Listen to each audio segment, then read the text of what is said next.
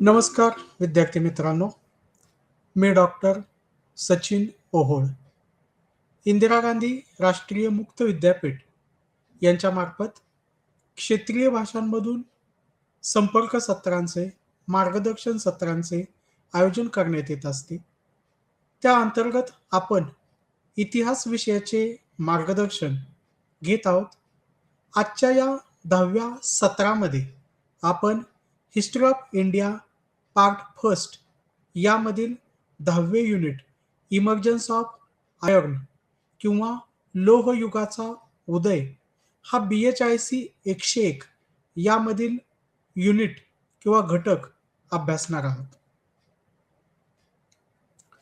विद्यार्थी मित्रांनो, या अगोदरच्या संपर्क सत्रामध्ये आपण उत्तर वैदिक कालखंड याची सविस्तर चर्चा केलेली होती.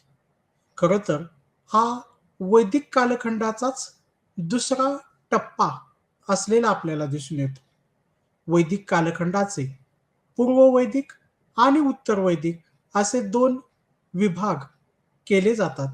त्यामधील उत्तर वैदिक कालखंड म्हणजे काय ही संकल्पनाही आपण पाहिलेली होती, की ज्या कालखंडामध्ये ऋग्वेदा व्यतिरिक्तच्या इतर वैदिक साहित्यांचा समावेश होतो. अशा साहित्याला किंवा अशा साहित्य उपलब्ध असलेल्या कालखंडाला आपण उत्तर वैदिक कालखंड असे अभ्यासाच्या सोयीसाठी म्हटले होते. या कालखंडाच्या अभ्यासासाठी उपयुक्त असणारी वाङ्मयीन साधने आणि या वाङ्मयीन साधनांना पूरक ठरणारी किंबहुना दोन्हींचा एकमेकांशी संतुलन स्थापित करणाऱ्या साधनं म्हणून आपण पाहतो, तर अशा पुरातत्वीय साधनांचाही आपण आढावा घेतलेला होता. उत्तर वैदिक कालखंड हा साधारणतः इसवी सन पूर्व 1000 ते इसवी सन पूर्व 500 असा मानला जातो. या कालखंडातील जीवन हे काहीसे स्थिर असे झालेले दिसून येते. अर्थातच आपण ही तुलना पूर्व वैदिक कालखंडाच्या संदर्भामध्ये करत आहोत, हेही आपण लक्षात घेतले पाहिजे. या कालखंडातील लोकांचे वास्तव्य हे गंगा यमुनेच्या दोआबामध्ये असलेले आपल्याला दिसून येते.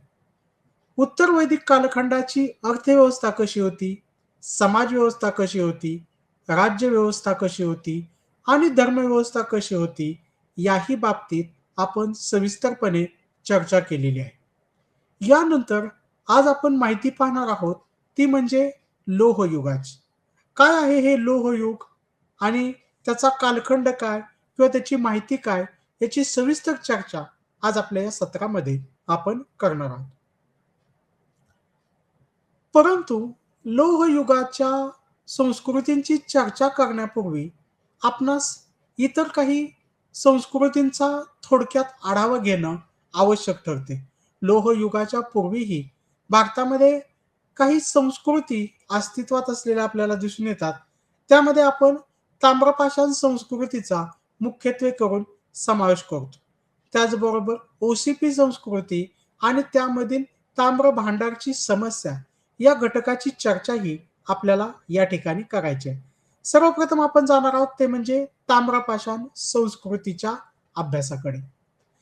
या संस्कृतीला ताम्रपाषाण संस्कृती असे का संबोधले जाते हे सर्वप्रथम समजून घेऊयात. या कालखंडातील मानवाने दगडाच्या हत्यारांसोबतच तांब्याच्या हत्यारांचा वापरही केलेला होता.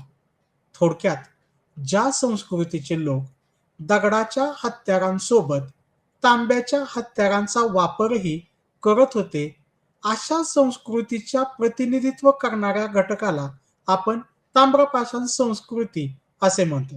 थोडक्यात या संस्कृतीचे लोक हे तांब्याच्या हत्याराचा वापर करायला शिकलेले असले तरी देखील त्यांनी दगडाच्या हत्यारांचा वापर हा काही सोडलेला नव्हता.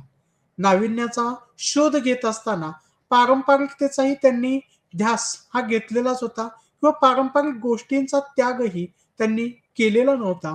अशा संस्कृतीचं प्रतिनिधित्व करणारं किंवा अशा गोष्टींचं प्रतिनिधित्व करणारी संस्कृती म्हणून आपण त्याला ताम्रपाषाण संस्कृती असे संबोधतो. या संस्कृतीची वेगवेगळी ठिकाणं किंवा या संस्कृतीची वेगवेगळ्या ठिकाणी आपणास अवशेष हे आढळून आलेले दिसून येतात. आपल्या स्क्रीनवर आपणास एका बॉक्समध्ये किंवा आपल्याला एका चौकटीमध्ये काही संस्कृती आणि त्यात सापडत असलेली त्यांची ठिकाणं आणि त्यांचे वेगवेगळे कालखंड या बाबतीतला काही अंदाज हा व्यक्त करता येऊ शकतो. त्याची माहिती ही पाहता येऊ शकते. यामध्ये आपण सर्वात प्रथम उल्लेख करणार आहोत तर ते म्हणजे बनास संस्कृतीचा. ही संस्कृती राजस्थान या राज्यामध्ये आढळून आली. या संस्कृतीचा कालखंड हा इसवी सन पूर्व 2600 ते इसवी सन पूर्व 1900 असा असलेला आपल्याला दिसून येतो.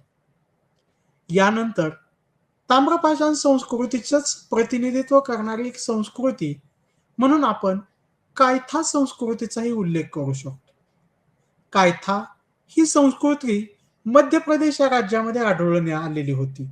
इसवी सन पूर्व 2400 ते इसवी सन पूर्व 2000 या कालखंडामध्ये आपणास कायथा संस्कृती ही आढळून आली. याचबरोबर आपणास पश्चिम मध्य प्रदेश या ठिकाणी माळवा संस्कृती ही सुद्धा आढळून आली.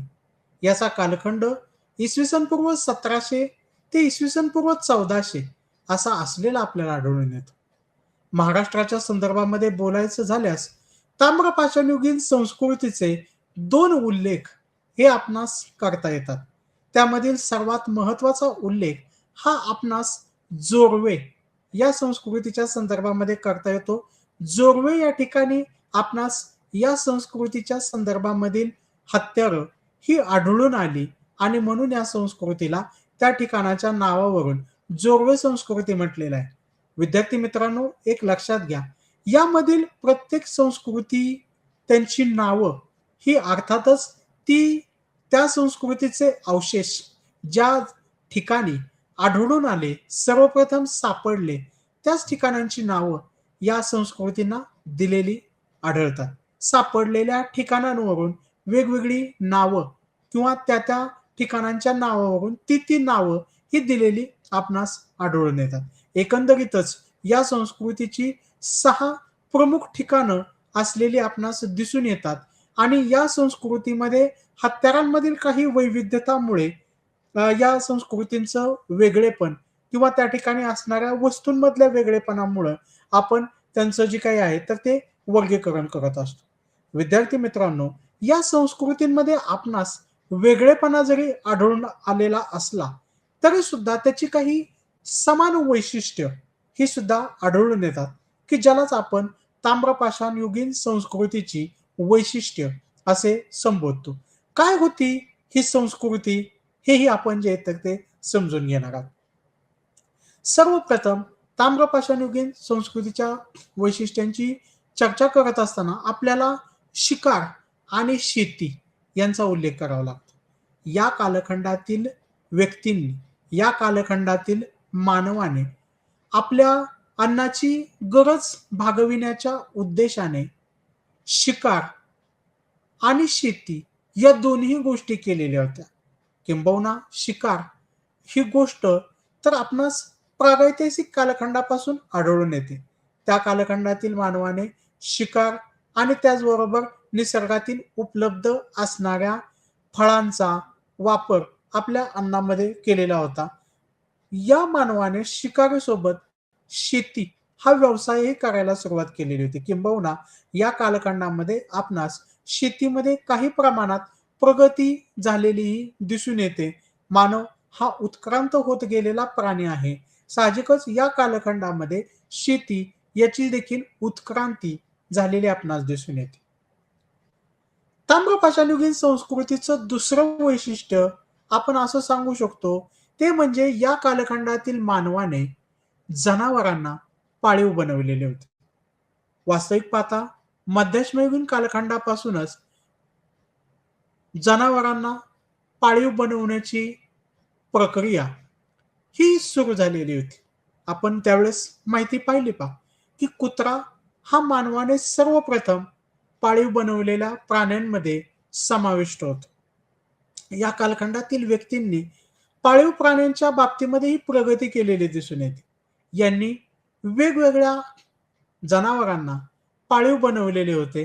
त्यांचं महत्त्व हे या कालखंडातील व्यक्तीला समजलं असल्यामुळं कदाचित या कालखंडातील व्यक्तींनी पशुपालन करण्याला किंवा या कालखंडातील जनावरांना पाळीव बनवण्यासाठी वेगवेगळे प्रयत्न हे केलेले दिसून येतात. ताम्रपाषाण संस्कृतीच्या पुढच्या वैशिष्ट्यामध्ये आपणास सूक्ष्म उपकरणांचा उल्लेखही करावा लागतो. या कालखंडातील व्यक्तींनी हत्यारांमध्ये प्रगती केलेली होती आणि ही हत्यारं आता सूक्ष्म उपकरणे या स्वरूपाची असलेली दिसून येतात. विद्यार्थी मित्रांनो, लक्षात घ्या, की ज्यावेळेस आपण तंत्रज्ञानाच्या क्षेत्रामध्ये प्रगती करतो, तर त्यावेळेस अर्थातच आपण जी उपकरणे वापरतो, तर ती अधिकाधिक लहान करण्याचा प्रयत्न हे करत असतो. एक साधं उदाहरण या संदर्भामध्ये मी तुम्हाला सांगू शकतो, की आज आपण जो काही संपर्क करू इच्छितो किंवा आपण जो काही संपर्क करत आहोत, तर तो संपर्क माझ्यासमोर असणाऱ्या या स्क्रीन समोरून किंवा या कॉम्प्युटरमुळं मी तुमच्याशी हा संपर्क करू शकत आहे.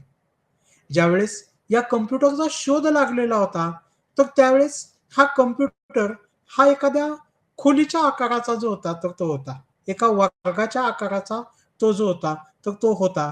एका रूमच्या आकाराचा जो होता. परंतु आजकाल आपण जर का कॉम्प्युटर पाहिले, तर ते कॉम्प्युटर हे पोर्टेबल झालेले आहेत. म्हणजे एका ठिकाणाहून दुसऱ्या ठिकाणी आपण त्यांना कॅरीही करू शकतो. एवढे ते जे आहेत, तर ते कॉम्प्युटर हे आकाराने लहान झालेले आपणास दिसून येतात. या कालखंडाच्या संदर्भामध्ये आपण असं सांगू शकतो, की मानवाने प्रगती करत असताना त्याची जी हत्यारं आहेत, तर ती हत्यारं सुद्धा ही अधिकाधिक पोर्टेबल किंवा अधिकाधिक लहान बनवण्याचा प्रयत्न केलेला होता. ताम्रपाषाणयुगीन मानवाची हत्यारं ही सुद्धा सूक्ष्म स्वरूपाची हत्यारं किंवा उपकरणे असलेली दिसून येतात. विशेष म्हणजे या कालखंडामधील चक्की आणि मुसळ याचेही आपणास जे आहेत, तर ते उल्लेख प्राप्त होतात. चक्की ही अर्थातच आपणा सर्वांना माहिती आहे, की आपणाकडं असणारं धान्य हे त्याचं पिठामध्ये रूपांतर करण्यासाठी किंवा धान्यापासून पीठ तयार करण्यासाठी चक्कीचा वापर जो आहे, तर तो केला जातो. तर मुसळ हे असणारं मसाल्याचे पदार्थ हे बारीक करण्यासाठी वापरण्यात येतो. हेही या संस्कृतीमध्ये आढळून आलेलं आहे. हा माणूस राहण्यासाठी किंवा या कालखंडातील माणूस हा राहण्यासाठी झोपड्यांचा वापर करत होता. त्याचबरोबर त्याने या झोपड्या उभारण्यासाठी जी भिंत लागते, तर त्या भिंतीच्या उभारण्यासाठी कच्च्या मातीच्या विटांचा हा वापर केलेला होता. हेही आपण लक्षात घेतले पाहिजे. या कालखंडातील मानवाने स्वतःची एक दफन पद्धती ही सुद्धा विकसित केलेली होती पहा. दफन पद्धती ही एक प्रकारे मानवाची अंत्यविधीच्या संदर्भामधली एक प्रागतिक अवस्था म्हणूनही आपण निर्देशित करू शकतो. ज्या अर्थी एखाद्या व्यक्तीला एक चांगल्या प्रकारे त्याचा अंत्यविधी करण्याचा प्रयत्न हा केलेला आहे. यावरून कदाचित इतिहास अभ्यासक असे अंदाज व्यक्त करतात, की या व्यक्तींनी साधारणतः मृत्यूनंतरच्या जीवनाचा सुद्धा विचार केला असावा आणि म्हणून अशा पद्धतीची दफन पद्धती ही त्याने अ, या कालखंडामध्ये अस्तित्वात असावी असंही आपणास म्हणता येऊ शकतं. ताम्रपाषाणयुगीन संस्कृती ही व्यापारी संस्कृती ही सुद्धा होती किंवा या कालखंडातील लोकांनी व्यापार हा देखील एक महत्त्वाचा घटक आपल्या जीवनाचा बनविलेला होता. ही आपणास या संदर्भामध्ये सांगू शकतो. परंतु व्यापार हा काही मर्यादित स्वरूपाचाच होता. खरं तर ही संस्कृती कृषक समूहांचे प्रतिनिधित्व करणारी अशा स्वरूपाची संस्कृती होती किंवा वेगळ्या शब्दामध्ये आपण असंही म्हणू शकतो, की ही संस्कृती ग्रामीण समूहांचं प्रतिनिधित्व करणारी संस्कृती होती. जी हडप्पा संस्कृती शहरी जीवनाचं प्रतिनिधित्व करणारी होती पहा. मात्र ताम्रपाषाणयुगीन संस्कृती ही ग्रामीण जीवनाचं प्रतिनिधित्व करणारं, कृषक समूहांचं प्रतिनिधित्व करणारं संस्कृती होती. हे आपण या ठिकाणी लक्षात घेतलं पाहिजे. ताम्रपाषाणयुगीन संस्कृती ही नष्ट होण्याचा कालखंड हा साधारणतः इसवी सन पूर्व 1000 ते इसवी सन पूर्व 700 पर्यंत असला पाहिजे. हे इतिहास अभ्यासकांनी मांडलेला आहे पहा. आपण मगाशी पाहत असताना आपणास आढळून आलं पहा, की बऱ्याचशा संस्कृती या साधारणतः 1000 ते 700च्या दरम्यानच त्यांचं अस्तित्व नाहीसं झालेलं दिसून येतं आणि त्यामुळं एकूणच ताम्रपाषाणयुगीन संस्कृती या इसवी सन पूर्व 1000 ते इसवी सन पूर्व 700 पर्यंत अस्तित्वात असल्या पाहिजेत, असं अभ्यासकांनी मत मांडलेलं आहे. थोडक्यात ताम्रपाषाणयुगीन संस्कृतीची ही आपणास काही ठळक वैशिष्ट्य सांगता येऊ शकतात. यानंतर आपण जाणार आहोत ते एका पुढच्या मुद्द्याकडे, ते म्हणजे ओसीपी संस्कृती आणि ताम्र भांडाराची समस्या. आता ओसीपी म्हणजे काय? तर आपल्या स्क्रीनवर त्याचा अर्थ हा जो आहे तर तो दिलेला आहे. त्याचा फुल फॉर्म असं आपण त्याला जे म्हणतो, तर ते त्या ठिकाणी दिलेलं आहे पहा. ऑर्चर कलर्ड पॉटरी किंवा गेरू रंगाची भांडी. आपल्याकडं मराठीमध्ये जसं ते काव हा एक रंग असतो, तशाच पद्धतीने ही भांडी सुद्धा त्या काव या रंगाची असलेली आपणास दिसून येतात आणि म्हणून या संस्कृतीला ओसीपी संस्कृती असं अभ्यासकांनी नाव दिलेलं आहे. थोडक्यात या कालखंडामध्ये जी भांडी आढळून आलेली आहेत, तर ती मुख्यतः गेरू रंगाची किंवा ज्याला आपण आताच उल्लेख केला त्याप्रमाणे ती जी आहेत, तर ती काहीशी मातकट रंगाची असलेली आपणास दिसून येतात. त्यामुळे त्याला गेरू रंगाची भांडी असणारी संस्कृती असं आपण म्हटलेलं दिसून येतं. या भांड्यांचा रंग आपल्याकडं जसा तो काव असतो, तर त्या काव असल्याप्रमाणे त्याचा जो काही आहे, तर तो रंग असतो म्हणून त्याला गेरू रंगाची भांडी असे संबोधलेले दिसून येते. या संस्कृतीच्या संदर्भामध्ये आपणास ताम्र भांडाराची समस्या ही आढळून येते. ताम्र भांडाराची समस्या म्हणजे काय? तर आपणा सर्वांना माहिती आहे, की बाबा या कालखंडातील लोकांनी तांब्याच्या वस्तूंचा वापर हा केलेला होता. परंतु गंगेच्या खोऱ्यात आपणास तांब्याच्या विविध वस्तूंचं भांडार हे सापडलेलं आहे आणि त्यामुळं या ओसीपी संस्कृतीला या ओसीपी संस्कृतीमध्ये ताम्र भांडाराची समस्या हा सुद्धा असलेला आपल्याला दिसून येतो. थोडक्यात काय? तर या संस्कृतीचं प्रतिनिधित्व अर्थातच गेरू रंगाची भांडी तर करतातच. परंतु या संस्कृती ची जी काही भांडी आहेत, या संस्कृतीची जी तांब्याची वस्तू आहे, तांब्याच्या ज्या वस्तू आहेत, तर त्या आपल्याला गंगेच्या खोऱ्यात एक मोठं भांडार सापडलेलं आहे.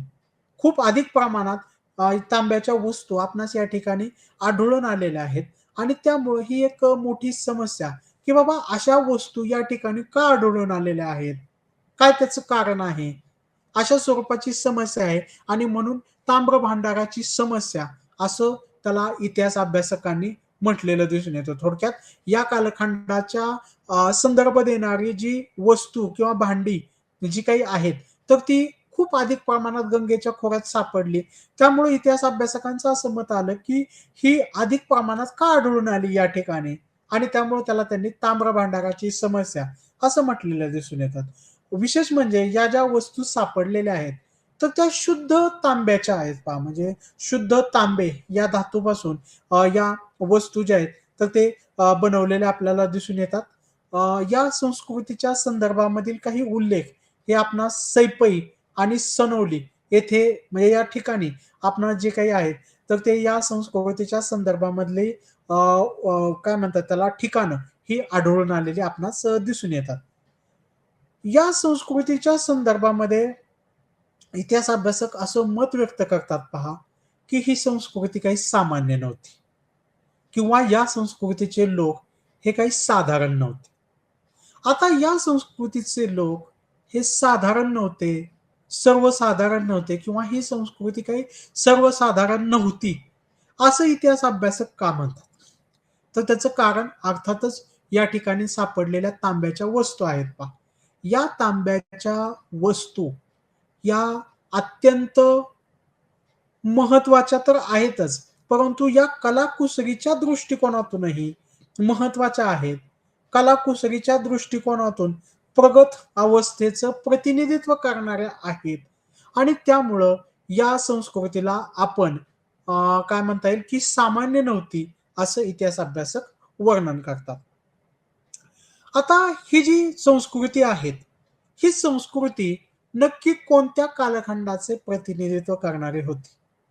ही संस्कृती हडप्पा संस्कृतीचे प्रतिनिधित्व करणारी होती, की वैदिक संस्कृतीचे प्रतिनिधित्व करणारी होती? थोडक्यात ही जी संस्कृती आहे, तर ती हडप्पा संस्कृतीमधून पुढे गेलेली आहे, की वैदिक संस्कृतीमधून पुढे गेलेली आहे किंवा तिचा वारसा सांगणारी जी काही आहे, तर ती आहे. तर त्याविषयी अभ्यासकांनी मतभेद व्यक्त केलेले दिसून येतात. परंतु एक उल्लेख या ठिकाणी करणं आवश्यक आहे, तो म्हणजे पश्चिम उत्तर प्रदेशाचा. पश्चिम उत्तर प्रदेशामध्ये आंबाखेडी आणि बडगाव ही जी ठिकाणं आहेत, तर त्या ठिकाणी आपणास ओ-सी-पी संस्कृतीचं प्रतिनिधित्व करणारी भांडी ही आढळून आलेली आहेत. म्हणजे ही जी भांडी आहेत, तर ती गिरो रंगाची भांडी ही आपणास पश्चिम उत्तर प्रदेशामध्ये आंबाखेडे आणि बडगाव या ठिकाणी आढळून येतात आणि त्याच ठिकाणी जशी गेरू रंगाची भांडी आहेत, तशाच पद्धतीने उत्तर हडप्पा कालखंडाचे संदर्भ हे सुद्धा आपणास आढळून येतात.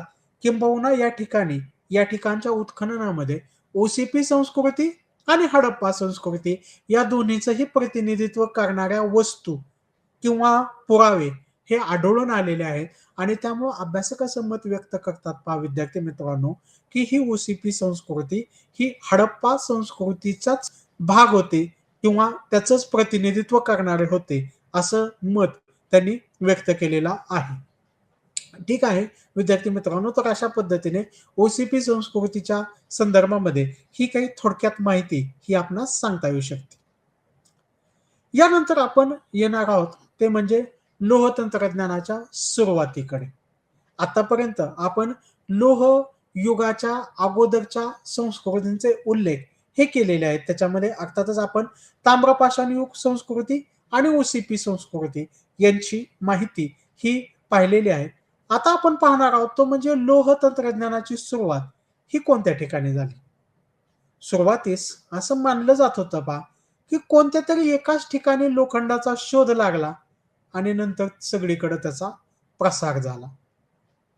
परंतु आता मात्र वेगवेगळ्या भागात स्वतंत्र स्वरूपात या लोहाची उद लोहाची माहिती लोहाची माहिती वेगवेगळ्या संस्कृतीतील लोकांना झालं आणि त्यामुळं त्या वेगवेगळ्या ठिकाणी वेगवेगळ्या गोष्टींचा उदय झाला, असं मानलं जातं. आता असं का मानलं जातं? सुरुवातीला असं मानलं जात होतं, की एकाच ठिकाणी कुठेतरी लोह लोखंडाचा शोध लागला आणि सगळीकडे मग त्याचा प्रसार झाला. परंतु आता मात्र अभ्यासक असं मानतात पहा, की नाही वेगवेगळ्या भागामध्ये जे काही आहेत, तर ते लोखंडाचा शोध लागला आणि मग त्यांनी जे काही आहे, तर ते आपापल्या पद्धतीने त्याच्यामध्ये प्रगती ही केलेली दिसून येते. तर त्याच्या पाठीमागचं कारण असं आहे विद्यार्थी मित्रांनो, की प्राचीन जगताचा ज्यावेळेस आपण विचार करतो, तर ते प्राचीन जगतामध्ये सुद्धा जे काही आहेत, तर ते लोह तंत्रज्ञान जे काही आहे, तर ते अशाच पद्धतीने विकसित झालेलं आहे. म्हणजे कुठल्यातरी एकाच ठिकाणी लोखंडाचा शोध लागला आणि नंतर हळू ते सगळीकडे तंत्रज्ञान पसरत गेलं, असं झालेलं नाही. तर सर्व ठिकाणी जे काही आहे, तर ते मागे-पुढे किंवा कमी-अधिक फरकाने त्याचा जो काही आहे, तर तो शोध लागला आणि मग ते जे काही तंत्रज्ञान जे आहे, तर ते विकसित होत गेलेलं आपणास दिसून येतं.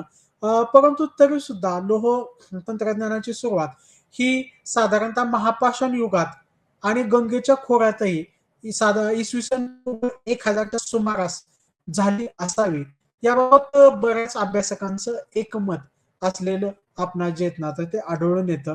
कारण की या दोन्ही ठिकाणी साधारणतः इसवी सन पूर्व 1000च्या सुमारासच आपणास उपकरणे ही आढळून आलेली दिसतात आणि हीच खऱ्या अर्थाने लोह तंत्रज्ञानाची सुरुवात आहे, असंही मानलं जातं. विद्यार्थी मित्रांनो, आपण लोखंड हा मानवी संस्कृतीमध्ये प्रविष्ट कशाप्रकारे झाले, याची माहिती तर पाहिली. आता या लोह युगाच्या संदर्भामध्ये असणाऱ्या काही संस्कृतींचा आपणास आढावा घ्यावा लागणार आहे. लोहयुगाचं प्रतिनिधित्व करणाऱ्या 4 प्रमुख संस्कृती असलेल्या आपणास दिसून येतात.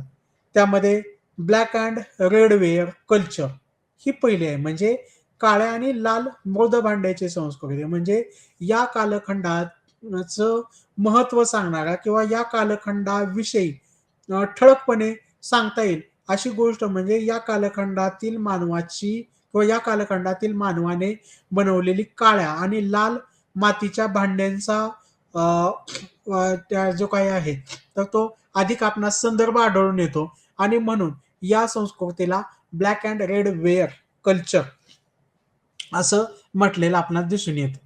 यानंतर दुसरी संस्कृती आहे तर ती म्हणजे मेगॅलिथिक कल्चर किंवा ज्याला आपण महापाषाणयुगीन संस्कृती असंही म्हणतो. लोहयुगाच्या संदर्भामधली तिसरी संस्कृती ही पेंटेड ग्रे वेअर कल्चर ही असलेली आपणास दिसून येते. थोडक्यात चित्रित करड्या मृद भांड्याची संस्कृती असंही त्याला म्हणतात.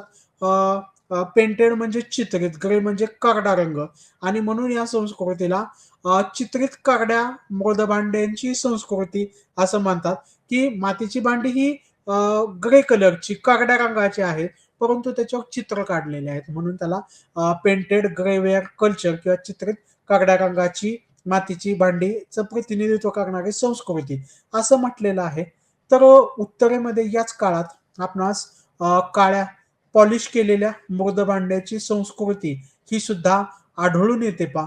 अर्थातच ही जी संस्कृती आहे, तर ती संस्कृती याची चर्चा तर आपण करणारच आहोत. परंतु यामध्ये आढळून आलेली जी काही भांडी आहेत, तर ती अर्थातच उच्चभ्रू लोकांचं प्रतिनिधित्व करणारे असले पाहिजेत, असाही अभ्यासकांनी अंदाज व्यक्त केलेला आहे. अर्थात त्याची सविस्तर चर्चा तर आपण या पुढच्या स्लाइड्समध्ये करणारच आहोत. आपण पाहूयात या लोहयुगाच्या संदर्भातील संस्कृती काय-काय आहेत त्या. सगळ्यात पहिल्यांदा येतं ते म्हणजे black and red ware culture म्हणजे काळ्या आणि लाल मृद भांड्यांची संस्कृती. म्हणजे ज्या संस्कृतीमध्ये आपण मागेही उल्लेख केला पहा, की ज्या संस्कृतीची ओळख ही काळ्या आणि लाल मातीच्या भांड्यांनी होते, अशा संस्कृतीला आपण अ, काळ्या आणि लाल मृद भांड्यांची संस्कृती किंवा black and red ware culture असं जे आहे, तर ते म्हटलं जातं. आता ही जी भांडी जी काही होती, तर ती भांडी निर्माण करण्यासाठी या कालखंडातील मानवाने एक टेक्निक, एक तंत्र वापरलेले होते. या तंत्राला इन्व्हर्टेड फायर टेक्निक असं म्हटलं जातं पहा. ही जी भांडी आहेत, तर ती भांडी जी काही आहेत, तर ती भाजण्यासाठी त्याने जे तंत्रज्ञान विकसित केलेलं होतं, त्याला इन्व्हर्टेड फायर टेक्निक असं म्हणतात आणि यामुळं ही जी काही भांडी आहेत, तर ती आतून काळ्या रंगाची आणि बाहेरून लाल रंगाची असलेली आपणास दिसून येतात. हे या संस्कृतीचं एक तंत्रज्ञानाच्या दृष्टीने प्रगत असलेलं वैशिष्ट्य आपणास सांगता येऊ शकतं. म्हणजे या कालखंडातील मानवाने जी भांडी वापरलेली होती, ती भांडी त्याने आतून लाल रंगाची आणि बाहेरून काळ्या रंगाची व्हावीत, यासाठी हे टेक्निक त्याने जे काही आहे, तर ते वापरलेलं होतं. हे या कालखंडाच्या मानवाचं एक फार मोठं वैशिष्ट्य म्हणून आपण सांगू शकतो. विद्यार्थी मित्रांनो, विशेष म्हणजे अशा स्वरूपाची जी काही भांडी आहेत, तर ती भांडी आपणास संपूर्ण भारतामध्ये आढळून येत असलेली दिसून येतात. विशेषतः गुजरातमध्ये हडप्पा संस्कृतीच्या संदर्भातही काळ्या आणि लाल मृद भांड्याची जी काही आहेत आपणास अस्तित्व त्याचं जे काही आहेत, तर ते आढळून आलेलं आहे. तर उत्तरेमध्ये आपणास प्री पेंटेड ग्रे वेअर कल्चरच्या संदर्भातही ही भांडी आढळून आलेली दिसून येतात. तर दक्षिण भारतामध्ये जी महापाषाण संस्कृती आहे, तर त्या महापाषाण युगीन संस्कृतीच्या संदर्भातही आपणास काळ्या आणि लाल मृद भांड्यांचा वावर किंवा त्याचा जो काही वापर हा जो काही आहे, तर तो आढळून आलेला आहे. एकंदरीतच आपण म्हणू शकतो त्याप्रमाणे, की बाबा भारताच्या वेगवेगळ्या भागामध्ये आपणास काळ्या आणि लाल मातीच्या भांड्यांचा अस्तित्व हे आढळून आलेलं आहे आणि त्यामुळं काळ्या आणि लाल मृद भांड्याची संस्कृती ही वेगवेगळ्या संदर्भाने भारताच्या वेगवेगळ्या ठिकाणी आढळून येते. यातील काही महत्त्वाचे संदर्भ हे आपण सांगितले ते म्हणजे गुजरातमध्ये हडप्पाच्या संदर्भात, उत्तरेमध्ये प्री पेंटेड ग्रेव्हियर कल्चरच्या संदर्भात, तर दक्षिणेमधील महापाषाण संस्कृतीच्या संदर्भामध्ये आपणास काळ्या आणि लाल मृद भांड्यांच्या संस्कृतीचं संदर्भ हे आढळून येत असलेलं दिसून येतं. ही जी मृद भांडी आहेत, तर त्या मृद भांड्यांची काही वैशिष्ट्ये ही आपण सांगू शकतो. ही मृद भांडी ही वेगवान चाकावर बनवलेली होती. म्हणजे ही जी मृद भांडी आहेत, मातीची भांडी आहेत, तर ती कुंभाराने किंवा एक त्या काळातील विशिष्ट समूहाने कदाचित ही जी काही आहे, तर ते वेगवान चाकावर बनवून, विशिष्ट प्रकारे बनवून, विशिष्ट तंत्रज्ञान विकसित करून त्यांनी ही संस्कृतीचे किंवा ही भांडी जी काही आहेत, मातीची भांडी, ही डेव्हलप केलेली असावीत आपल्याला असं दिसतात. ज्या संस्कृतीच्या या भांड्यांचं आपण असं वैशिष्ट्य सांगू शकतो, की ही भांडी ही चित्र नसलेली आहेत पहा. तरी पण याच्यामध्ये काही अपवाद आपल्याला आढळून येतो ते म्हणजे आहार या ठिकाणी जे काही भांडी आढळून आलेली आहेत, काळ्या आणि लाल मृद भांडे, तर त्याच्यावर चित्र असलेलं दिसून येतात. परंतु खूप अधिक प्रमाणात ही जी काही मृद भांडी आहेत, तर ती चित्र नसलेली याचंच प्रतिनिधित्व करणारे आहेत, हे लक्षात येतं. थोडक्यात विद्यार्थी मित्रांनो, ही जी ह्या संस्कृतीची ओळख ही त्याच्या मातीच्या भांड्यावरून आहे. ही मातीची भांडी काळ्या आणि लाल रंगाची असल्यामुळे याला काळ्या आणि लाल मृद भांड्याची संस्कृती असं म्हटलेलं दिसून येतात आणि भारताच्या विविध भागात हे आढळून येते. ही मातीची भांडी ही वैशिष्ट्यपूर्ण आहेत, कारण की ती वेगवान चाकावर बनवलेली आहेत आणि विशेष म्हणजे त्याला चित्र नाहीत. फक्त आहार या ठिकाणी सापडलेले भांड्यावर मात्र चित्र आहे, हे आपण लक्षात घेतलं पाहिजे. यानंतर आपण लोहयुगाचं प्रतिनिधित्व करणारी लोहयुगातील एक महत्वाची संस्कृती, की ज्याला मेगॅलिथिक कल्चर किंवा महापाषाण संस्कृती असं म्हणतो, तर त्याची चर्चा करणार आहोत. या संस्कृतीला महापाषाण संस्कृती असं म्हटलेलं आहे. ते या संस्कृतीला का म्हटलेलं आहे, ते सर्वप्रथम आपण समजून घेऊयात. ग्रीक भाषेमध्ये मेगास हा एक शब्द आहे. या मेगास या शब्दाचा अर्थ महा किंवा मोठा असा होतो. तर लिथोस या शब्दाचा अर्थ दगड किंवा पत्थर असं आपण ज्याला हिंदीमध्ये म्हणतो. तर त्याला जे काही आहे तर तो त्याचा तसा अर्थ होतो. या संस्कृतीमधील लोकांनी मोठ्या दगडांचा वापर हा केलेला होता आणि त्यामुळं या संस्कृतीची ओळख हा मोठा दगड आहे आणि म्हणून या संस्कृतीला महापाषाण संस्कृती असं म्हटलेलं दिसून येतं. अर्थातच ह्या संस्कृतीचे लोक अंत्यविधी करण्यासाठी मोठ्या दगडांचा वापर हा करत होते आणि या दगडांचे त्यांनी वेगवेगळे प्रकार हे केलेले दिसून येतात आणि त्यामुळं या संस्कृतीला आपण महापाषाण संस्कृती असं म्हटलेलं आढळून येतं. या संस्कृतीचा शोध कसा लागला? तर विद्यार्थी मित्रांनो, कर्नल मिडोज टेलर यांनी 1852 ते 62 या कालखंडामध्ये कर्नाटकात शोरापूर दोआबमध्ये संशोधन केलं. या संशोधनामुळे या संस्कृतीच्या उजेडात येण्यासाठी एक मार्ग हा उपलब्ध झालेला आपणास दिसून येतो. कर्नल मिडोज टेलर यांनी जे काही संशोधन केलं, त्यामुळं या संस्कृतीची माहिती ही होऊ लागली. पुढे ब्रह्मगिरी या ठिकाणी जे उत्खनन केलं, तर त्यामुळे या संस्कृतीचे महत्त्व हे अधिक पुढं आलेले आपल्याला दिसून येते. ही संस्कृती भारताच्या काही भागांमध्ये, फार अधिक भागांमध्ये नाही, परंतु भारताच्या काही भागांमध्येच पसरलेले दिसून येतात.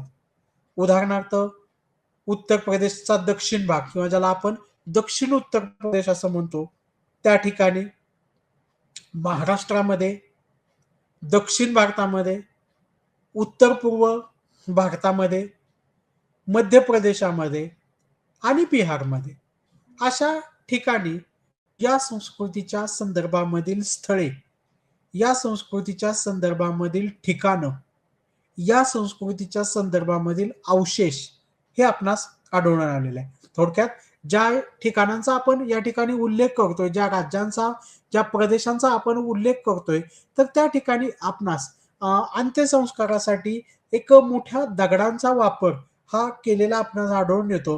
तर त्या मोठ्या दगडांचा वापर केलेली ही जी काही आहे, तर ती संस्कृती आहे किंवा त्याची ओळख हे या मोठ्या दगडांच्या वापराने होते, हे आपण या ठिकाणी लक्षात घेतलं पाहिजे. महापाषाण संस्कृतीचे काही प्रकार असलेले आपल्याला आढळून येतात. याचे एकूण 7 प्रकार असलेले आपणास दिसून येतात आणि हे 7 प्रकार हे जे काही आहेत, तर ते त्या दगडाच्या वापरावरून असलेले आपणास दिसून येतात. साधारणतः मेनहीर, डोलमन, टोपिकल, टोपपत्तर, दगडाच्या घरातील खड्ड्यातील कबर, दगडाच्या गुहा, शवपेटिका ह्या वेगवेगळ्या ठिकाणी आढळून आलेल्या आहेत आणि त्यामुळं याच्या आधारे या संस्कृतीचं वर्गीकरण करण्यात येत असलेलं आपणास दिसून येतं. थोडक्यात त्या कालखंडातील व्यक्तींनी दगड हा कशा पद्धतीने वापरलेला होता किंवा या संस्कृतीतील लोकांनी अंत्यसंस्कार करण्यासाठी दगडाला कशा पद्धतीचा आकार दिलेला होता, त्यावरून या महापाषाणयुगीन संस्कृतींचे प्रकार हे विकसित दिलेले आहेत. अर्थात या सर्वांचे प्रकार पाहणं हे नक्कीच महत्त्वाचं ठरतं. परंतु एक उदाहरण या ठिकाणी मी फक्त आपणास देऊ इच्छितो, तो म्हणजे टोपिकल. आपल्या सर्वांना टोपी माहिती, की या संस्कृतीमधील लोकांनी अंत्यसंस्कारासाठी जे दगड वापरलेला आहे, तर तो टोपीच्या आकाराचा आहे आणि म्हणून या संस्कृतीच्या ज्या संस्कृतीतील लोकांनी टोपीच्या आकाराच्या दगडांचा वापर केलेला होता, तर त्या संस्कृतीला टोपिकल असं म्हटलेलं दिसून येतं. वेगवेगळे दगडांचे प्रकार किंवा त्याचे आकार यावरून हे 7 प्रकार केलेले आपणास दिसून येतात. काही ठिकाणी खड्ड्यामध्ये सुद्धा जी काही आहेत, तर ती कबर उभारलेली आपणास दिसून येते. तर काही-काही ठिकाणी दगडाच्या गुहेमध्येही अंत्यसंस्कार केलेले दिसून येतात. काही-काही ठिकाणी आपणास शवपेटिका या सुद्धा ज्या काही आहेत, तर ते आढळून आलेले आहेत. थोडक्यात दगडांचा अंत्यसंस्कारासाठी वेगवेगळा आकार बनवून जो वापर केलेला आहे, त्यावरून हे 7 प्रकार केलेले आपणास दिसून येतात. ही आपणास काही वैशिष्ट्य मेगॅलिथिक कल्चर किंवा ज्याला आपण महापाषाणयुगीन संस्कृती याची आपणास सांगता येऊ शकतात. विद्यार्थी मित्रांनो, त्यानंतर आपण लोहयुगाचं प्रतिनिधित्व करणाऱ्या एका पुढच्या संस्कृतीची माहिती घेणार आहोत. ते म्हणजे चित्रित करड्या मृदभांड्याची संस्कृती किंवा ज्याला आपण पेंटेड ग्रेवेअर कल्चर असं म्हणतो. या संस्कृतीला पेंटेड ग्रेवेअर कल्चर असं का म्हटलेलं आहे? ज्याप्रमाणे अगोदरची संस्कृती आपण पाहिली, की त्या संस्कृतीमधील भांडी ही जी काही आहेत, तर ती काळ्या आणि लाल रंगाची होती. म्हणून आपण त्याला लाल आणि काळ्या मृद भांड्याची संस्कृती असं नाव दिलं. या कालखंडामध्ये असणारी मृद भांडी, या कालखंडामध्ये असणारी मातीची भांडी ही करड्या रंगाची आहेत, ग्रे कलरची आहेत. त्यामुळे याला करड्या मृत भांड्याची संस्कृती म्हटलेली आहे. प्लस या मृद भांड्यावर, करड्या रंगाच्या मृद भांड्यावर काही चित्र ही सुद्धा काढलेली आहेत आणि त्यामुळं या संस्कृतीला चित्रित करड्या मृद भांड्यांची संस्कृती असं म्हटलेलं दिसून येतं. साधारणतः ही संस्कृती कुठे आढळलेली आहे? तर ही संस्कृती आपणास उत्तर भारतामध्ये आढळलेली दिसून येते पहा. ही जी संस्कृती आहे, ही लोहयुगाचंच प्रतिनिधित्व करणारी संस्कृती आहे. ही आपण लक्षात घेतली जाते. या संस्कृतीचा शोध कसा लागला आणि कधी लागला? तर विद्यार्थी मित्रांनो, 1940 मध्ये उत्तर प्रदेशातील अहिच्छत्र या भागामध्ये आपणास या संस्कृतीची मृदभांडी ही आढळून आली पहा आणि त्या आढळलेल्या उल्लेखावरून, त्या आढळलेल्या पुराव्यावरून या संस्कृतीला चित्रित काकड्या मृदभांड्याची संस्कृती असं नाव देण्यात आलेलं आहे. आता या संस्कृतीची प्रतिनिधित्व करणारी स्थळं ही 100 पेक्षा अधिक आहेत. म्हणजे सुरुवातीला 1940 मध्ये छत्र या ठिकाणीच याचा शोध लागलेला होता. पण आता मात्र 100 पेक्षा अधिक ठिकाणी या संस्कृतीचा शोध लागलेला आहे. हे आपण या ठिकाणी लक्षात घेतलं पाहिजे. प्रामुख्याने काही राज्यांचा उल्लेख आपण या ठिकाणी करू शकतो. उत्तर प्रदेश असेल, उत्तर राजस्थान असेल म्हणजे राजस्थानचा उत्तर भाग असेल, त्याचबरोबर ईशान्य भारत असेल, यामध्ये आपणास चित्रित कागद्या मृद भांड्यांचा संदर्भ किंवा त्यांचे जे काही पुरावे हे आढळून येतात किंवा ही भांडी ही त्या ठिकाणी आढळून येतात. या संस्कृतीच्या संदर्भामध्येही आपण असे म्हणू शकतो, पहा, की ही संस्कृती ग्रामीण संस्कृती होती.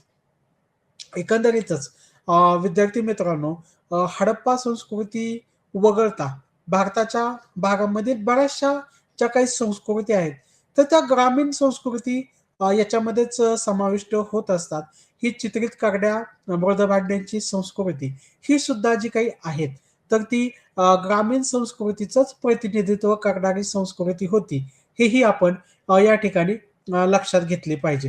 अ, या भांड्यांचं आपण काही वैशिष्ट्य सांगू शकतो. अगोदरच्या भांड्यांचंही याच्या संदर्भामध्ये आपण पाहिलेलं होतं, की या कालखंडातील मानवाने जी काही आहेत, तर ती मृदभांडी ही वेगवान चाकावर जी होती, तर ती बनवलेली होती.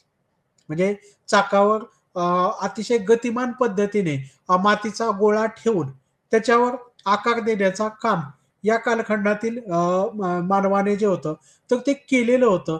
ही मृदभांडी, चित्रित करण्या मृदभांडी जी काही आहेत, तर ती सुद्धा अशाच पद्धतीने वेगवान चाकावर बनवलेली होती. विशेष म्हणजे या भांड्यांना आपण श्रीमंत लोकांची भांडी असा सुद्धा जो काही आहे, तर तो शब्द वापरू शकतो पहा. कारण की याच्यावर अधिक कलाकुसर केलेली आहे आणि त्याच्यामुळं ही जी भांडी आहेत, तर ती अर्थातच त्या कालखंडाचा विचार करताही काहीशी महाग अशा स्वरूपाची असली पाहिजेत आणि त्यामुळं या भांड्यांना आपण श्रीमंतांची भांडी असंही म्हणू शकतो, असं इतिहास अभ्यासक सुचवत आहेत. थोडक्यात चित्रित करण्या मृदभांड्याची संस्कृती ही जरी ग्रामीण संस्कृती असली, तरी या भांड्याचा वापर करणारे लोक हे मात्र श्रीमंत लोक असले पाहिजेत, हे आपण या ठिकाणी लक्षात घेतलं पाहिजे. यानंतर आपण माहिती पाहणार आहोत, ते म्हणजे नॉर्दर्न ब्लॅक पॉलिश्ड वेअर्स म्हणजे उत्तरेतील काळ्या पॉलिश केलेल्या भांड्यांच्या विषयी आपण माहिती पाहणार आहोत. विद्यार्थी मित्रांनो, एक लक्षात घ्या, की ही संस्कृती देखील शहरी संस्कृतीचे प्रतिनिधित्व करणारी अशा स्वरूपाची जी काही आहे, तर ती आहे. कारण की या संस्कृतीची जी मृदभांडी आहेत, तर ती मृदभांड पॉलिश केलेलं भांड, पॉलिश केलेल्या काळ्या भांड्यांचा वापर या ठिकाणी केलेला आहे आणि त्यामुळं याला नॉर्दर्न ब्लॅक पॉलिश्ड वेअर असं म्हटलेलं दिसून येतं. ही भांडी साधारणतः इसवी सन पूर्व 700 ते इसवी सन पूर्व 1000 या कालखंडातील असलेली आपणास दिसून येतात. या भांड्यांचं अवशेष हे आपणास 1904 मध्ये सारनाथ या ठिकाणी सर्वप्रथम सापडलेलं आढळतं आणि त्या आधारे या भांड्यांच्या वैशिष्ट्यावरून म्हणा, त्याला नॉर्दर्न ब्लॅक पॉलिश्ड वेअर किंवा उत्तरेतील काळ्या रंगाची, काळ्या पॉलिश केलेल्या भांड्यांची संस्कृती, नाही का? असं आपण जे आहेत ना, तर ते म्हणू शकतो.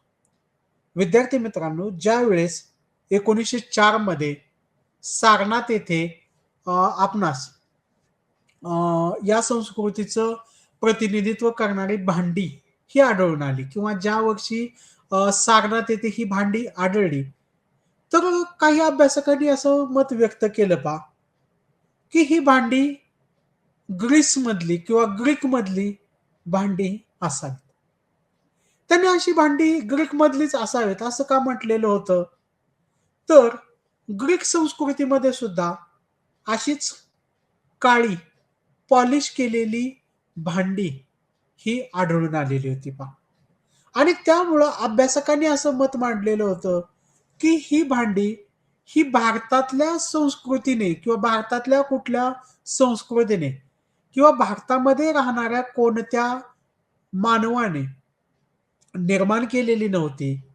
तर ही भांडी ग्रीकमधून आयात केलेली होती, असं सुरुवातीच्या अभ्यासकांनी मांडलेलं होतं. परंतु विद्यार्थी मित्रांनो, लक्षात घ्या, आता मात्र ही भांडी ही ग्रीकमधली भांडी आहेत, असं मानलं जात नाही. कारण की ग्रीकमधली भांडी आणि इथे असणारी भांडी याच्यामध्ये काही फरक हे असलेला आपणास दिसून येतो आणि त्यामुळं आता अभ्यासक ही भांडी भारतातील लोकांनीच विकसित केलेली आहेत. भारतातील लोकांनीच बनवलेली आहेत. अशा स्वरूपाचं मत हे व्यक्त करत असलेले आपणास दिसून येतात. ही जी भांडी आहेत, तर ती भांडी हे भांड्यांच्या उत्कृष्ट नमुना म्हणून आपण त्याचा जो काही आहे, तर तो उल्लेख हा करू शकतो पहा, की कारण की आपण पाहिलं, की कलात्मकतेच्या दृष्टिकोनातून जर आपण विचार केला, तर ही भांडी ही उत्कृष्ट प्रकारची असलेली आपणास दिसून येतात. त्याच्यावर असणारं कलाकाम हे तर नक्कीच उत्कृष्ट आहे. विशेष म्हणजे ही भांडी ही पातळ अशा स्वरूपाची असलेले दिसून येतात. आपणास स्क्रीनवर एक उल्लेख आहे पहा, की ही काही भांडी ही 1.5 मिलीमीटर एवढी पातळ असलेली दिसून येतात. म्हणजे विद्यार्थी मित्रांनो, आपण या ठिकाणी एक लक्षात घ्या, की ही जी भांडी आहेत, मगाशीच आपण उल्लेख केला, की माणूस आपल्या तंत्रज्ञानामध्ये जसजशी प्रगती करत जातो, तसं-तसं वापरत असणाऱ्या वस्तू या अधिकाधिक लहान, पोर्टेबल अशा बनवण्याचा तो प्रयत्न करत असतो. तशाच पद्धतीने या कालखंडातील मानवाने जी भांडी बनवलेली आहेत, तर ती भांडी ही आकाराने पातळ असलेली दिसून येतात. त्यांचा आकार हा काही-काही ठिकाणी तर 1.5 मिलीमीटर एवढाच असलेला दिसून येतो. विशेष म्हणजे ही जी काळ्या पॉलिश केलेली भांडी जी काही आहेत, काळ्या रंगाची पॉलिश केलेली भांडी आहेत, तर ती अत्यंत चमकदार असलेली दिसून येतात. अर्थातच त्याला पॉलिश केलेली असल्यामुळं ती जी काही आहेत, ती चमकत असलेली आपल्याला दिसून येते आणि विशेष म्हणजे ज्यावेळेस आपण ती मातीची भांडी वाजवतो, तर त्यामधून आपणास धातूचा आवाज येतोय असं वाटतं. एवढी ही जी काही भांडी आहेत, तर ती पक्क्या पद्धतीने भाजलेली आहेत आणि त्यामुळं त्याच्यामधून ते वाजवल्यानंतर त्याच्यामधून धातूचा आवाज येतोय की काय असा आभास हा निर्माण होतो, हे आपण या ठिकाणी लक्षात घेतलं पाहिजे. उत्तरेतील काळ्या पॉलिश केलेल्या भांड्यांची संस्कृती ही आपणास काही भारताच्या उत्तर भारताच्या राज्यांमध्ये आढळून येते. अर्थातच त्यामुळे त्याला उत्तरेतील असा शब्द वापरलेला आहे. उत्तरेतील काळ्या रंगाच्या पॉलिश भांड्यांची संस्कृती असं त्यामुळेच म्हटलेलं आहे पहा. ही जी संस्कृती आहे तर ती आपणास पंजाब, हरियाणा, राजस्थान आणि उत्तर प्रदेश या ठिकाणी या संस्कृतीची स्थळं ही खूप अधिक प्रमाणात आहेत आणि या त्यांच्या असणाऱ्या अस्तित्वामुळंच याला नॉर्दर्न ब्लॅक पॉलिश्ड वेअर असं म्हटलेलं दिसून येतं. आपण अगोदरच उल्लेख केल्याप्रमाणे ही संस्कृती शहरी संस्कृतीचं प्रतिनिधित्व करणारी संस्कृती आहे, हे आपण या ठिकाणी लक्षात घेतलं पाहिजे. विद्यार्थी मित्रांनो, आता आपण आपल्या संपर्क सत्राच्या शेवटच्या भागाकडे आलेलो आहोत. आपण आजच्या या मार्गदर्शन सत्रामध्ये लोहयुगाची चर्चा ही केली. खरं तर लोहयुगाची माहिती पाहण्यापूर्वी आपण ताम्रपाषाणयुगीन संस्कृतीची चर्चा ही सुद्धा केली. ही संस्कृती, लोहयुगीन संस्कृती ही ताम्रपाषाणयुगीन संस्कृती नंतर अस्तित्वात आलेली संस्कृती आहे आणि त्यामुळं लोहयुगाचा अधिक चांगला परिचय व्हावा या उद्देशाने आपण ताम्रपाषाणयुगीन संस्कृतीची थोडक्यात माहिती ही पाहिलेली आहे. आता या लोह युगीन संस्कृतीविषयी किंवा लोह तंत्रज्ञानाविषयी काही प्रश्न हे इतिहास अभ्यासकांच्या मनामध्ये निर्माण झालेले दिसून येतात, की या लोह तंत्रज्ञानाचा काय फायदा मानवाला झाला? या अनुषंगाने हा मुद्दा असलेला आपणास दिसून येतो. या संस्कृतीच्या संदर्भाने इतिहासकार असं मत व्यक्त करतात पहा, की या संस्कृतीच्या कालखंडामध्येच गंगेच्या खोऱ्यामध्ये शहरीकरण झालेलं होतं. नागरीकरण किंवा अर्बनायझेशन या ठिकाणी झालेलं होतं. हे आपण या लोह संस्कृतीच्या संदर्भामध्ये लक्षात घेतलं पाहिजे, की लोह तंत्रज्ञान किंवा लोह संस्कृतीच्या कालखंडामध्येच गंगेच्या खोऱ्यामध्ये शहरीकरण हे झालेलं होतं. मग या शहरीकरणामध्ये लोह तंत्रज्ञानाची भूमिका होती का? याविषयी अभ्यासकांमध्ये मतभेद असलेले दिसून येतात. थोडक्यात विद्यार्थी मित्रांनो लक्षात घ्या, की गंगेच्या खोऱ्यामध्ये शहरीकरण घडून येण्यासाठी लोखंडाने किंवा लोह तंत्रज्ञानाने काही महत्त्वाची भूमिका बजावली होती का? याविषयी अभ्यासकांमध्ये मतभेद असलेले दिसून येतात. सुरुवातीच्या अभ्यासकांनी असं मत व्यक्त केलेलं होतं पहा, की या लोह तंत्रज्ञानाने गंगेच्या खोऱ्यातील शहरीकरणामध्ये महत्त्वाची भूमिका बजावलेली होती. किंबहुना त्यांनी असं मत व्यक्त केलेलं होतं, की गंगेच्या खोऱ्यामध्ये जे शहरीकरण घडून आले, तर ते शहरीकरण हे लोह तंत्रज्ञानामुळेच घडून आलेले होते. असा त्यांनी दावा केलेला होता किंवा असं मत त्यांनी व्यक्त केलेलं होतं. परंतु विद्यार्थी मित्रांनो लक्षात घ्या, की नागरीकरण, शहरीकरण घडून येण्यासाठी फक्त लोह तंत्रज्ञान हेच महत्त्वाचं नव्हतं. नंतरच्या काळातील अभ्यासक यांनी याविषयी काही वेगळी मांडणी केलेली दिसून येतात. ते असं म्हणतात, की शहरीकरण कधी होतं किंवा शहरं विकसित कधी होतात? तर ज्यावेळेस अतिरिक्त उत्पादन व्हायला लागतं, तर त्यावेळेस नागरीकरणाची प्रक्रिया, शहरीकरणाची प्रक्रिया ही व्हायला लागते. म्हणजे शेतीमध्ये असणारं उत्पादन हे ज्यावेळेस अधिक व्हायला लागतं, तर त्यावेळेसच नागरीकरण व्हायला लागतं. कारण की हे अतिरिक्त झालेलं उत्पादन हे लोक दुसरीकडं विकायला लागतात किंवा त्याच्यामधून जे काही आहेत, तर ते असा एक वर्ग तयार होतो, की जो शेती करत नाही, परंतु शेतीच्या उत्पन्नाचा काही भाग जो काही असतो, तर तो ग्रहण करत असतो आणि असा वर्ग जो काही आहे, तर तो शहरामध्ये असतो आणि असा वर्ग हा अर्थातच शेतीमध्ये अतिरिक्त उत्पादन होतं, तर त्याच वेळेस तो जो काही आहे, तर तो वर्ग अस्तित्वात येतो.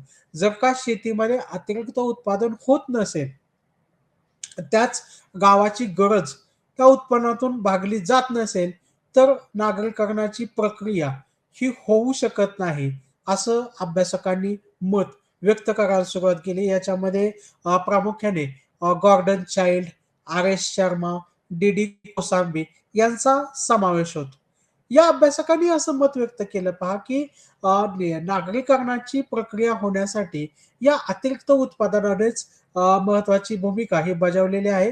या कालखंडामध्ये गंगेच्या खोऱ्यामध्ये किंवा त्याच्या आसपासच्या परिसरामध्ये अतिरिक्त उत्पादन शेतीचे हे मिळायला लागल्यामुळं त्या ठिकाणी शहरीकरणाची प्रक्रिया ही घडून आलेली आहे आणि त्यामुळं शहरीकरणासाठी फक्त लोह तंत्रज्ञान हेच महत्त्वाचे होते असं नाही, तर शेतीतील अतिरिक्त उत्पादन हे महत्त्वाचे होते.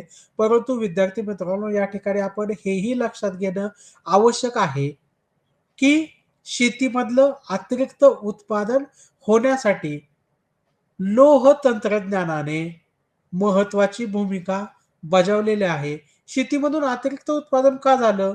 तर अर्थातच लोखंडाच्या नांगराचा वापर या ठिकाणी व्हायला लागला किंवा लोखंडी हत्यारांचा वापर हा या ठिकाणी होऊ लागल्यामुळं या ठिकाणी जे काही आहेत, तर ते होऊ लागलं किंवा ते तंत्र म्हणजे त्या ठिकाणी शेतीचं अतिरिक्त उत्पादन जे काही आहे, तर ते होऊ लागलं आणि त्यामुळं ही जी काही अर्बनायझेशनची प्रोसेस हिने वेग घेतला असावा, हेही आपण या ठिकाणी लक्षात घेतलं पाहिजे. थोडक्यात दोन्हीही मतं जी काही आहेत, तर ते काहीशी एकमेकांना पूरक असणारे अशा स्वरूपाचे आहेत.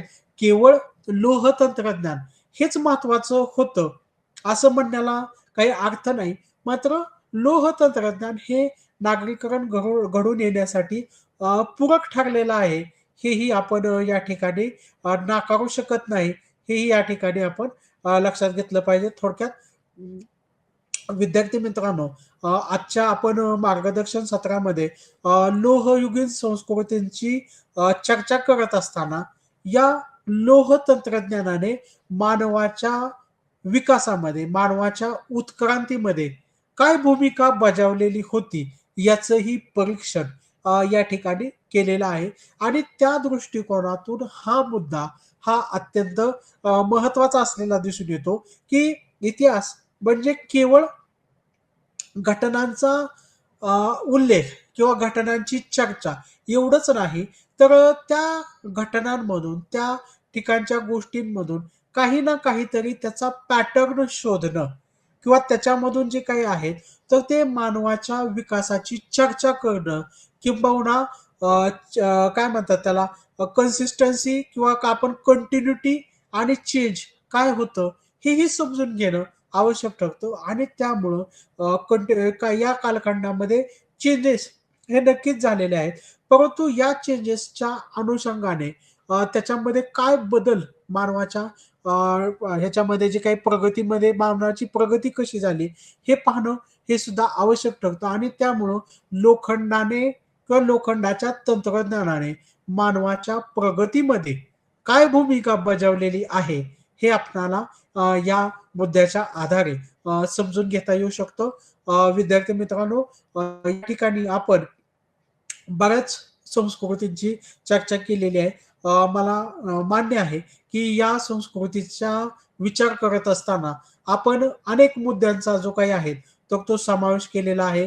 म्हणजे उदाहरणार्थ आपण ची चर्चा करण्यापूर्वीच ताम्रपाषाणयुगीन संस्कृतीचे पण उल्लेख केलेले आहेत. त्याचाच भाग पाहत असताना आपण त्याची वैशिष्ट्य, ओसीपी संस्कृती याचीही चर्चा केलेली आहे. तर युगाच्या संदर्भामध्ये आपण 4 संस्कृतीचा उल्लेख या ठिकाणी केलेला आहे, ज्यामध्ये काळ्या आणि लाल मृदभांड्याची संस्कृती असेल, महाभाषा संस्कृती असेल किंवा चित्रित करड्या मृदभांड्याची संस्कृती, काळ्या पॉलिश मृदभांड्याची संस्कृती, अशा वेगवेगळ्या संस्कृतीचे उल्लेख या ठिकाणी केलेले आहेत. या संदर्भामध्ये मी आपणास असं आवाहन करेल, की आपल्याकडे असणाऱ्या स्टडी मटेरियलचा, अध्ययन साहित्याचा आपण बारकाईने जर का अभ्यास केला, तर नक्कीच आपणास या संस्कृतीच्या संदर्भामधील किंवा या लोहयुगाच्या संदर्भामधील अध्ययन हे अधिक चांगल्या प्रकारे करता येऊ शकेल, अशी मला या ठिकाणी खात्री आहे.